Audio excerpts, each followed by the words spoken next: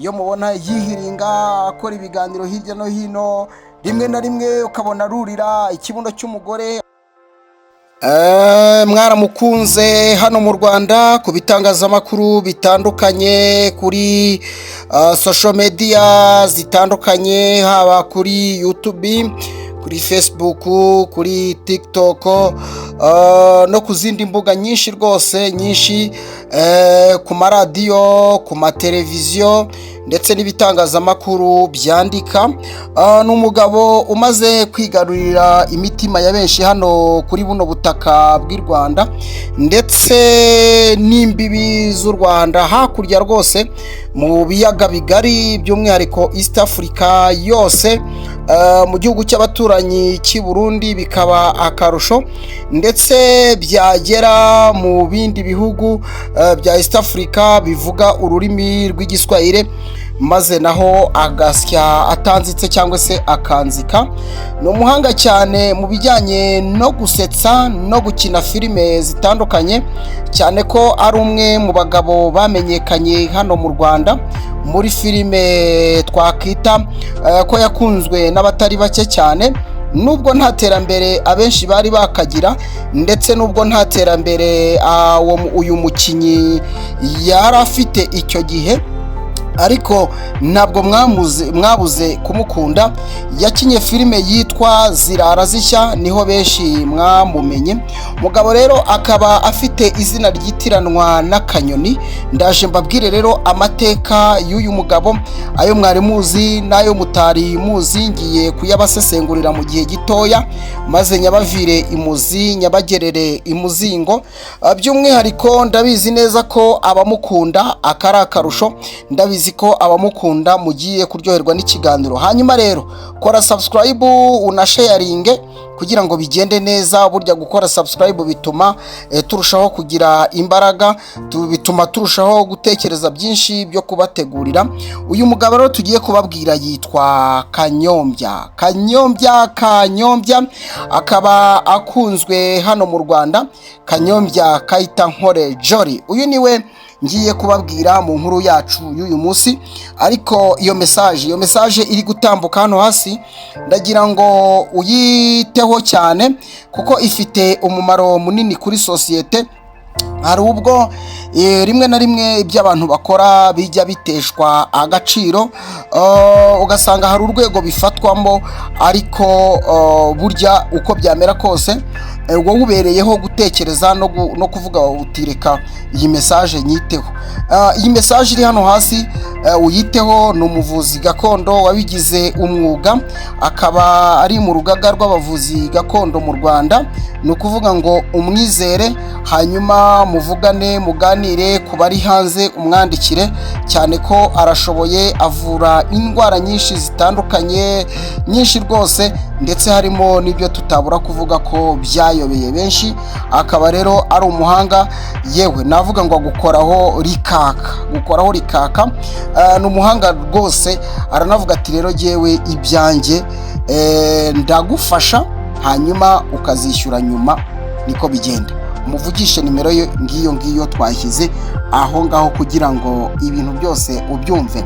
Ucyumva rino jwi ry'umunyamakuru, reka nkubwire ko uyu mugabo witwa Kanyombya ni umwe mu bagabo babaye mu itangazamakuru, cyangwa se yakoze mu itangazamakuru. Icyo ntabwo wari ukizi.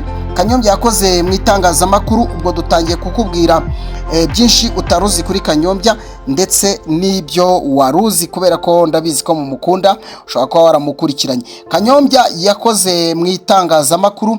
Icyo ngicyo nimba utarukizi uyu munsi ukimenye. Kandi akaba yarabaye umunyamakuru w'umuhanga mu gihe cye, akaba yarazi kuganiriza abantu, rimwe na rimwe nyine akanatebya, anasetsa abantu, bigatuma abamukurikira barushaho kuba benshi cyane.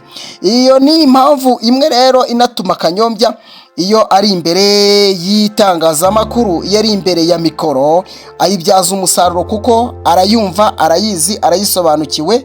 Niyo mpamvu burya aba atinyutse kenshi ku bijyanye n'itangazamakuru. Icyo ngicyo tugishyire ku ruhande mu mateka yihuse ya Kanyombya. Kanyombya nanone yabaye umusirikare mu gisirikare cya RDF, yabaye umusirikare mu mwaka w'1994 ubwo kino gihugu cyabohozwaga. Kanyombya numwe mu bafashe intwaro maze nawe aravuga ati reka nitangire igihugu cyanjye, reka ngire icyo nkora ku gihugu cyanjye, reka ntange umusaruro ku gihugu cyanjye. Ntekereza ko ayo mateka nimba utaruyazi uyamenye. Kanyombya ni umwe mu babaye abasirikare hano mu ngabo z'u Rwanda. Uyu munsi rero avuga ati n'ubundi hagize uwibeshya gatoya n'ubundi nakongera nkinjira, cyane ko igisirikare ngo kivamo ariko ntabwo kikuvamo. Kanyombya akaba yaramaze imyaka igeze mu 10 aba mu gisirikare cya RDF. Murumva ko aya ari amateka mwari mukeneye kumenya y'iki cyamamare cyitwa Kanyombya. Igisirikare akaba yarakinjiye mu mwaka w'1992. Aho rero iyo myaka nyine murumva ko wahita ubyumva neza cyane. Akaba rero yari umuntu uzwiho cyane gukunda no gukundana n'abasirikare, cyane ko buriya abasirikare bari mu bantu bari kuri iyi si bakunda morale. Urumva ko kuba barabanaga na Kanyombya byari ibintu bimeze nko kwiyinyuguza ugacira.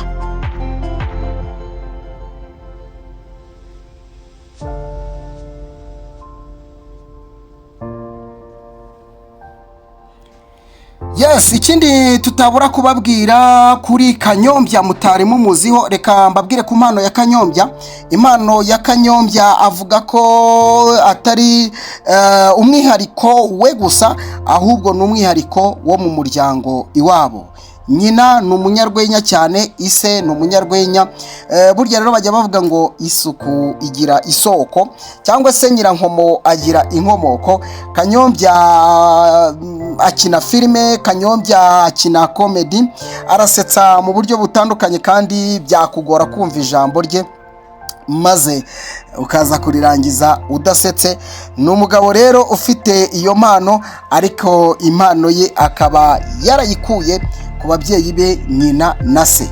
Tukiri ku babyeyi be, mbibutse ko Kanyombya yavukiye cyangwa se yavukanye n'abana 7. Mu bana 7 rero hakaba hasigayeho abana 5.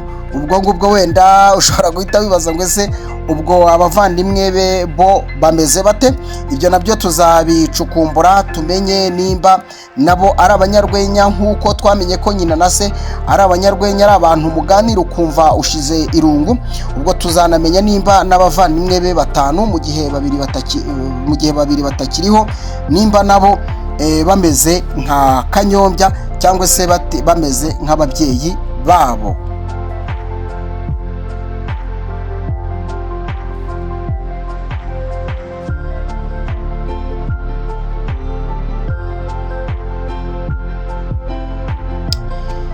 Bitewe rero n'amateka ya kino gihugu cyacu cy'u Rwanda, bitewe n'amateka yagiye ashyira abanyarwanda ishyanga, bitewe n'amateka yagiye atuma benshi bicwa bazira ubwoko bwabo, Kanyombya nawe akaba ari umwe mu bahuye n'ayo mateka. Akaba yarisanze muri Repubulika Iharanira Demokarasi ya Kongo, akaba yarahabaye igihe kirekire, ndetse bikavugwa ko yahize amashuri ye abanza n'amashuri yisumbuye. Birumvikana bya bindi byose twavugaga ku mpano ya Kanyombya, by'umwihariko ayikugaragariza hano mu Rwanda. Kuva mu mwaka w'1994 jenoside yakorewe abatutsi imaze guhagarikwa n'ingabo zari za RDF, Kanyombya ni umwe mu bantu batangiye gukina filime, ariko by'umwihariko bitewe n'ubuyobozi bukuru bw'igihugu bwabwiraga urubyiruko ruti ngaho ni mukore imyuga cyangwa se muhange ibihangano byatuma mubyaza imbuga nkoranyambaga amafaranga. Ngira ngo nibwo politike y'igihugu yari itangira, nabwo byatangiraga bisakara. Abagura amateleviziyo ari benshi, abagura amaradiyo ari benshi, amatelefone byo twavuga ko yarataragera ku rwego wenda ku buryo wareba ibintu online, ariko ubwo iyo myaka nibwo Kanyombya yatangiye gukina filime muramukunda cyane, ariko nk'uko mbikubwiye hejuru, Kanyombya ubuzima bwe ahanini cyane bwabaye muri Repubulika Iharanira Demokarasi ya Kongo, bitewe n'amateka kino gihugu cyacu cyari cyaranyuzemo, haba ari muri 1994 haba na mbere yaho. Muziko ubwoko bumwe bwagiye buhura n'ibigeragezo n'ibitotezwa byinshi, maze bituma abeshi bisanga irwota amasimbi. Uyu munsi rero ntabwo twabura gushimira Imana mu gihe nkibabwira iyi nkuru, kubera ko u Rwanda uyu munsi ruratekanye, u Rwanda rumeze neza, ndetse ntekereza ko buke buke n'uwaba ari hanze y'igihugu cy'u Rwanda azakomeza gutekereza uburyo yaza mu rwatubyaye.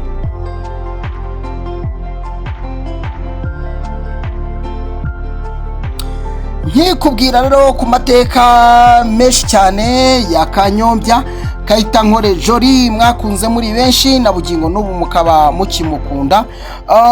Izina ryitwa Kanyombya ushobora kwibaza ngo ryavuye hehe?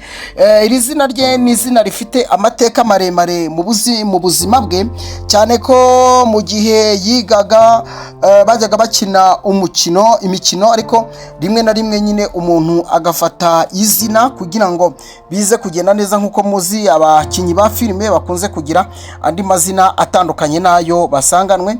Kanyombya rero akaba ari umwe mu bakundaga inyoni yitwa inyombya, maze bituma rero iri zina arifata. Ni izina rwose ritari rito cyane, ni izina nababwira ko rifite ibigwi ushingiye kuri ibyo byose, ushingiye ku buhanga n'ubuhangange afite. Akaba rero iryo zina yarabashije kuryemeza ko rigomba kuba izina rizayobora ubuzima bwe mu myaka yose azabaho. Iryo zina rero ryitwa Kanyombya, wamaze kuryumva inkomoko, ndetse tutabura kuvuga ko inyoni yitwa inyombya uramutse uyihemukiye akabibona, ubanza yakujyana no mu rukiko, kuko ararikunda kandi namwe mwararikunze. Benshi ryarabubatse, benshi mwagiye mwirefera cyane, mumwigiraho byinshi. Uyu munsi namwe mwabaye abastari. Hari ubwo umuntu ajya abaza umuntu ati ninde mu modo wawe, akavuga ati ni runaka ni runaka. Ndabizi ko benshi mwabaye Kanyombya yababereye umumodo, byatumye namwe mukangura ibitekerezo byanyu, kubera uyu mugabo umaze kuba icyamamare hano muri sinema nyarwanda ndetse no hakurya y'imbibi z'u Rwanda. Ngiye kukubwira rero ikindi kintu gitangaje ku rundi ruhande kinababaje. Mu gihe cyo kubohora u Rwanda mu mwaka w'1994, Kanyombya muri iyo ntambara karabutaka yabahuzaga na leta yari iriho icyo gihe, ndetse na leta n'ingabo za RDF. Muri icyo gihe amateka Kanyombya avuga ko ari amenyo ye yagiye ayakukira mu gihe cy'urugamba. Mu gihe cy'urugamba niho yakutse amenyo, mukunze kubona atayafite, ariko ukabona nyine adatewe ipfunwe no kutayagira. Hari abantu benshi baterwa ipfunwe no kuba hari ingingo batakaje, ariko biterwa n'impamvu wazitakaje. Kubera iki wazitakarizaga iki? Nkibivuga gutya, ababuze ingingo mu gihe cyo kubohora igihugu, mu gihe cyo kubohora abantu bicwaga muri jenoside yakorewe abatutsi, ni ukuri mukomere, Imana yo mu ijuru izabaha ibihembo birenze n'ibindi bihembo.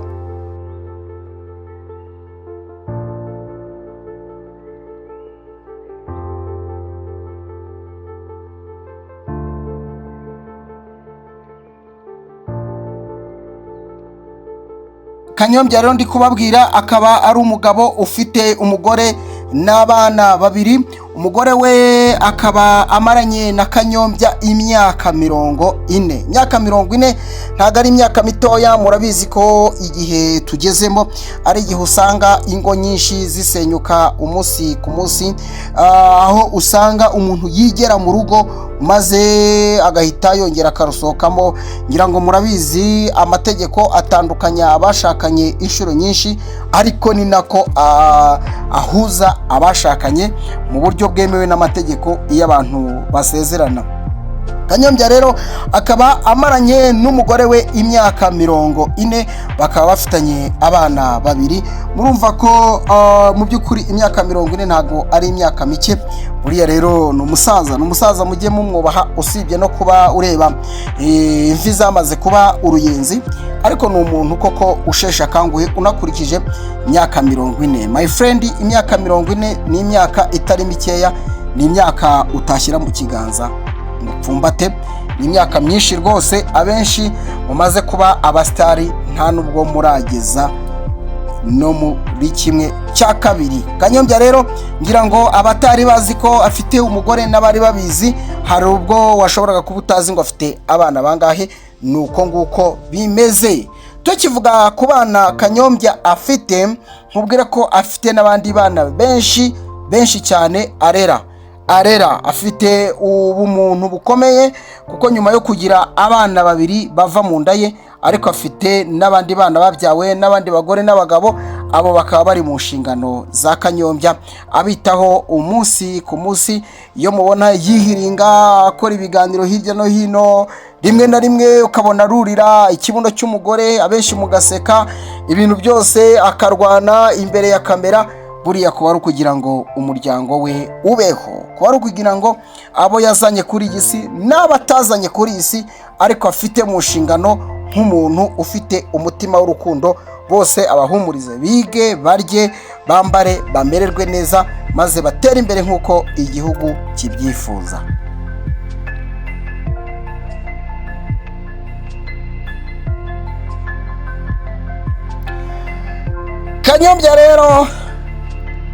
Kanyombya rero akaba ari umuhanga, ndabizi ufite amatsiko.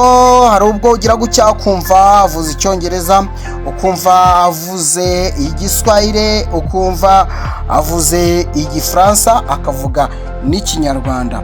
Kanyombya azi indimi zirenze rumwe, hirya yo kuba ari umunyarwanda, hirya yo kuba avuga ururimi rw'igihugu cye kavukire. Kanyombya akavuga n'ururimi rw'Igiswahili, ururimi rw'Iringara, ururimi rw'Icyongereza, ururimi rw'Igifaransa. Izo akaba ari indimi Kanyombya ashobora gukoresha mu buzima bwe bwa buri munsi. Hari ubwo ujya ubyumva rimwe na rimwe, ariko ntabirambure kubera ko aba ari kuri mikoro yuvuga Ikinyarwanda, content ari gukoramo ari Ikinyarwanda, ariko wumve ngo izo ndimi Kanyombya arazumva. Yumva ururimi rw'Igiswahili, yumva ururimi rw'Iringara, yumva ururimi rw'Icyongereza n'Igifaransa, akumva n'ururimi rw'Ikinyarwanda. Yes, ngira ngo rero nshuti bakunzi, inshuti zacu zakadasohoka, mwari mukumbuye amateka ndetse mwari mukumbuye ibigwi by'uyu musaza witwa Kanyombya. Mu by'ukuri mvunguyeho kuko afite ibigwi byinshi bitandukanye. Ni umusaza w'inararibonye cyane, ni umusaza nyine mumaze gukunda, ni umusaza uzi kwamamaza bikagenda neza. Nkivuga gutya yamamariza abavuzi gakondo, ari nayo mpamvu natwe twatambukije izo nyandiko muri kubona aho ngaho. Zirasobanuye ngo nimba ufite ikibazo icyo aricyo cyose, hamagara uyu muvuzi gakondo cyangwa se umwandikire agufashe. Mbashimire nanjye, mbashimire cyane, mbashimire by'intangarugero. Nimba warakoze subscribe, Imana iguhe umugisha. Mbashimire kandi mbifurize amagara mazima. Nitwa Emmanuel Kanani, ibiganiro byacu nakagaruka, ariko kora subscribe kugira ngo tujye dukomeza dusesengure n'ibindi byinshi bitandukanye.